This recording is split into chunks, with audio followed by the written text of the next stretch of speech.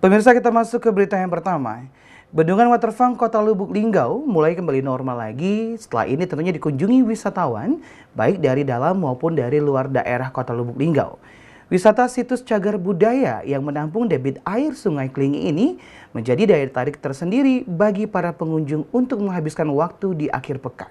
Inilah suasana di objek wisata situs cagar budaya Bendungan Waterfront yang berada di Kelurahan Waterfront, Kecamatan Lubuk Linggau Timur 1, Kota Lubuk Linggau.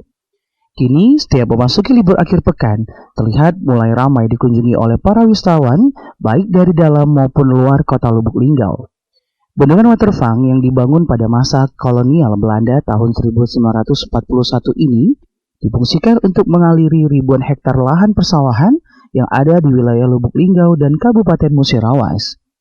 Wisatawan Yono mengatakan, di Bendungan Waterfront yang masih menyimpan kesejukan dan juga digratiskan ini, pengunjung dapat menikmati suasana Bendungan Waterfront yang cantik dan tentunya hanya membayar biaya parkir kendaraan saja. Kembali dirinya menyampaikan, perubahan Waterfront sangat jauh lebih baik daripada sebelumnya. Untuk keamanan parkirnya sangat aman, dan untuk berkunjung ke Waterfront ini hanya membayar parkirnya saja dan tidak terlalu dipungut biaya. Dulu sampai sekarang jauh, agak lumayan maju. Keamanannya lumayan lah, keamanannya. Ya. Oh iya Pak, biaya parkirnya gimana Pak? Parkirnya ya terjangkau lah untuk masyarakat. Kalau masuk Ival Walbarodi, Silampari TV melaporkan.